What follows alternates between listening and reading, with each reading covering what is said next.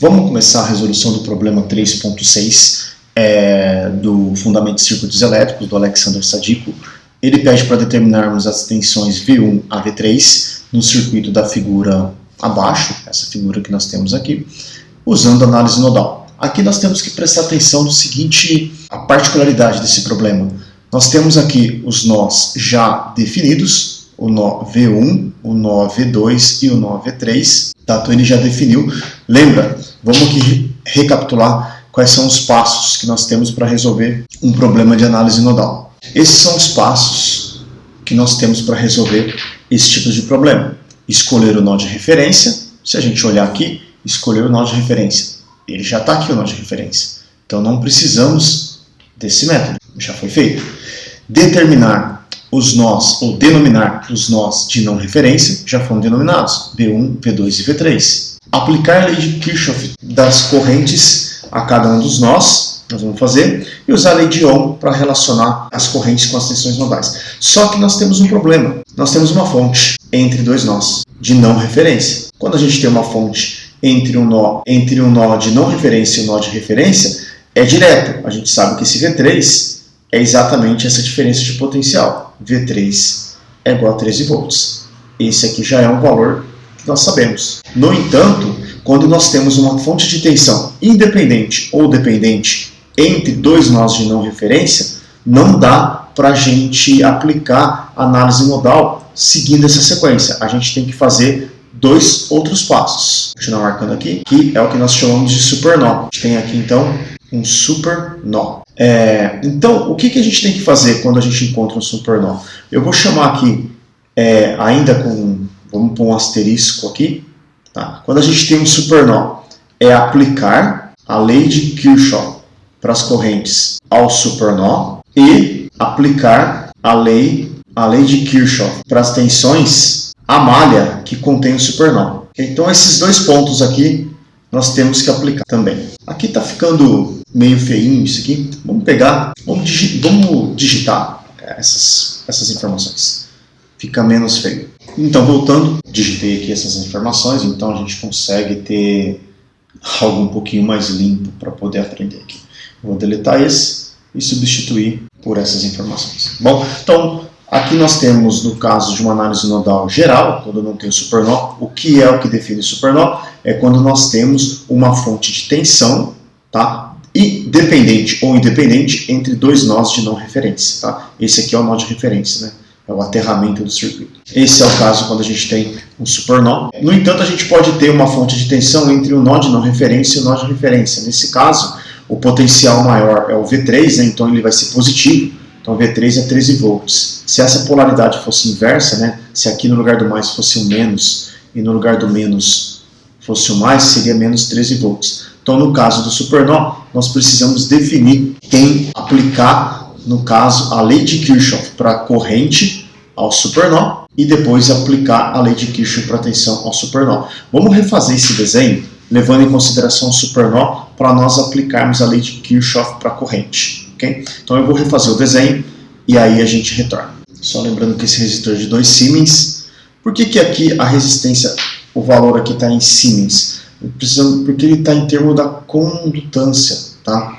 Que é 1 sobre R. Então, 2 Siemens, por exemplo, significa que isso é 2 Siemens, então a resistência ela é 1 sobre 2 ohm. Depois a gente pode tentar recuperar esse caso aqui e ver o que nós encontramos. Mas por enquanto ele está dando em Siemens. Olhando aqui para o circuito, o que eu fiz? Eu removi essa fonte. Eu vou substituir, é como se esses dois nós aqui, eles se juntassem, formassem um nó só. Por isso que chama de um supernó. Então, para aplicar a lei de Kirchhoff para a corrente aos supernós, eu retiro aquela fonte, considero as correntes que estariam entrando nela e as correntes que estão saindo, como se fosse um único nó. Então, a gente pode aplicar a lei de Kirchhoff para as correntes a esses supernós. Quais correntes estão entrando no supernó? Eu denominei somente a de 2 A entrando, tá, no nó. Tem mais alguma entrando? Não tem. Então a corrente que entra tem que ser igual às correntes que saem. Quais as correntes que saem? A corrente I0 está saindo, a corrente I1 está saindo, a corrente I2 também está saindo e a corrente I3. Todas estas correntes estão saindo. Podemos escrever o I1 agora utilizando essa funçãozinha, essa parte aqui, ó, o item 4. Usar a lei de Ohm para relacionar tensão nodal com a corrente. E 0 é essa que está aqui, não está aparecendo, mas é essa. É V1 dividido por essa resistência, certo? Então, isso aqui é igual a V1 dividido por R. Só que 1 sobre R é G. Então, vamos colocar o G de 1 Siemens. Vamos fazer um passo a menos. A corrente, pela lei de Ohm, I, então, V é igual a RI. Portanto, I é igual a V dividido por R. Só que 1 sobre R é a condutância do resistor.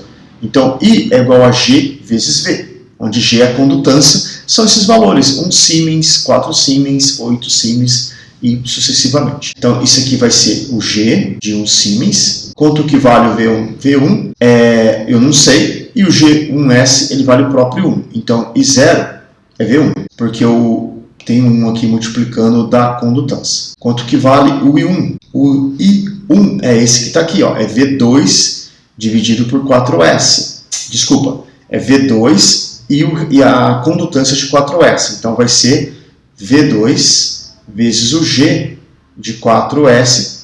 Então, isso vai nos dar 4V2. Quanto que vale o I3? O I3 está aqui. É V1, ó, lembra, o potencial, a corrente flui do maior para o menor potencial. Então, o I3 vai fluir de V1 até o V3. Então, vai ser V1 menos V3, que multiplica a condutância 2S. Isso nos dá quanto? V1 menos G3. Ó, G3 vale 13, vezes o G2S, que vale 2. E, por fim, o I4, que é... eu pulei o I2, né? Não tem I0, I1, I3. Então, falta para a gente calcular o I2. O I2, que é essa corrente que flui do nó V2 para o nó V3. Então, é V2 menos V3, que multiplica a condutância de 8 Siemens. Isso vai nos dar V2 menos 13, que multiplica 8. Então, essas são as correntes que a gente vai subtrair, ou melhor, substituir nessa equação aí de cima. Tá? E ver o que nós encontramos. Então, vamos jogar ali dentro, né? Vamos pegar e escrever nessa partezinha aqui. Vamos para esse lado, nós vamos ter 2 igual. No lugar do I0, eu vou pôr o próprio V1, mais I1. Mas quem é o I1? I1 é 4V2, 4V2, mais I2. Mas quem é o I2?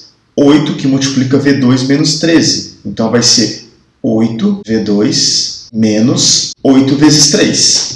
104. Aí, nós já copiamos o I2. Agora, mais o I3. Olha, 2V1 mais 2V1 menos 2 vezes 13, que dá 26. Então, vamos agrupar o que é V1 com V1, o que é V2 com V2 e ver o que a gente encontra aqui. Então, nós temos aqui, ó, 2 igual V1 aqui, 3V1. V2 aqui, V2 aqui. Então, vai nos dar mais 12V2. E nós temos esse termo aqui, menos 104, menos 126, vai nos dar menos 130. Podemos pegar essa expressão, vamos reservá-la aqui, vamos deixar ela em banho-maria aqui para a gente, guardadinha. O que nós podemos fazer? Vamos colocar aqui uma partezinha aqui para nos separar, poder aproveitar todos esses slides aqui e determinar tudo que a gente está fazendo. Qual que é a próxima etapa? A próxima etapa é aplicar a lei de Kirchhoff para a tensão, olha, é o item 2. É aplicar a lei de Kirchhoff para a tensão, a malha que contém o supernó. Qual malha contém o supernó? Essa malha que está aqui, ó. Essa malha contém supernó, mais nenhuma outra. Então vamos redesenhá-la. De que maneira eu vou redesenhar? O que está fora dela, eu só vou indicar. Ó. Essa parte aqui, à esquerda de V1, eu só vou deixar indicada como se tivesse pontilhado. Aí nós chegamos em V1. Aí nós desenhamos a fonte agora. É a fonte dependente da voltagem, ela depende de V0. Essa fonte vale 2V0. Mas quem é V0? V0 é a queda de potencial sobre esse resistor. Então, nós vamos desenhá-la. Chegamos até o nó V2. Esse potencial é mais, esse potencial é menos. Temos esse resistor que está aqui, podemos indicá-lo. Temos esse aqui também, podemos indicar. Aqui embaixo a gente vai ter o nosso zero, né?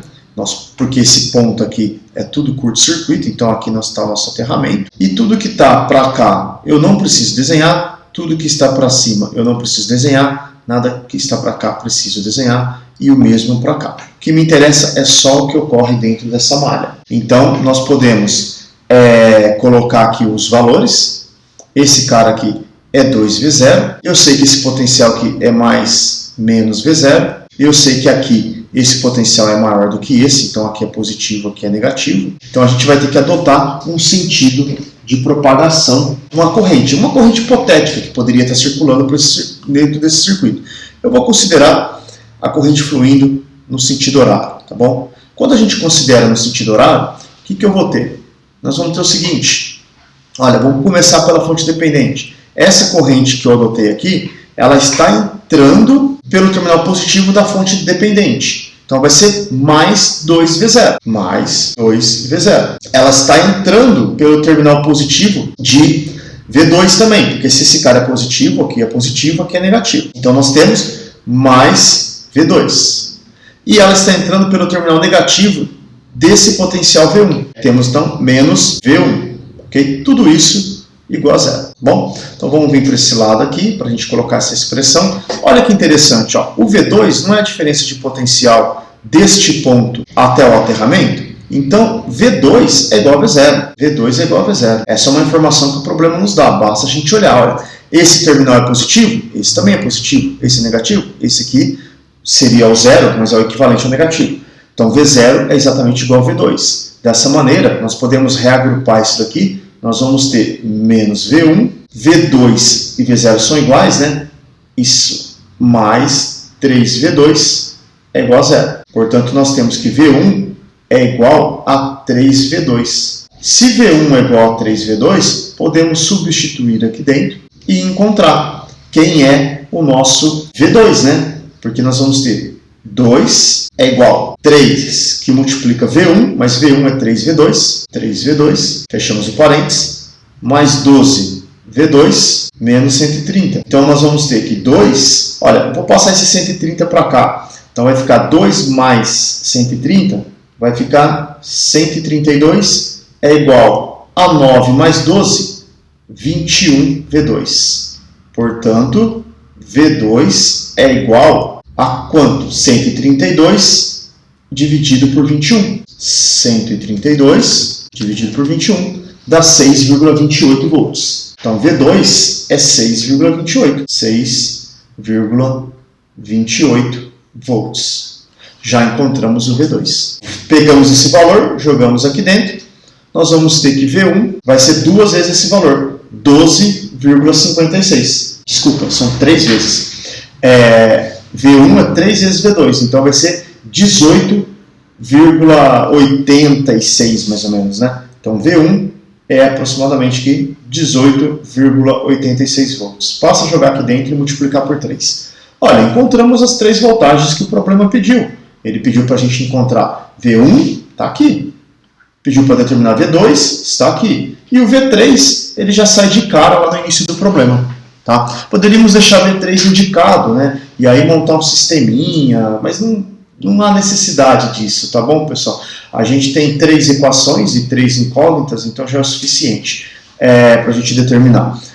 O que eu chamo atenção aqui, lembrar os casos de supernó. Supernó, ele não é só quando tem fontes de tensão independentes entre 2 nós de não referência. Ele vai ser também no caso de fontes de tensão dependentes. E quando tiver um supernó, nós precisamos aplicar a lei de Kirchhoff para as correntes ao supernó, como eu fiz aqui nesse ponto, vou chamar de 1 aqui, e precisamos aplicar a lei de Kirchhoff para a tensão ao nó, a malha que contém o supernó, foi o que eu fiz aqui. Repara que todo o restante para mim não teve importância. E lembrar também dessas polaridades que a gente colocou aqui, tá? Então, esse terminal aqui V1 para 0, né, positivo e negativo, a mesma coisa aqui, e esse mantém a mesma polaridade. Okay? Então, é um exercício daí de aplicação de supernó, um exercício interessante. Não há uma dificuldade muito grande, porque nós temos apenas um supernó, não temos mais de um. Poderíamos ter mais de um supernó. Se tivéssemos 3 supernós que se conectam, 2 supernós, eles estiverem um próximo do outro, esses 2 podem se conectar também. Tá? Então, a gente finaliza o problema 3.16 e a gente se vê no próximo. Obrigado.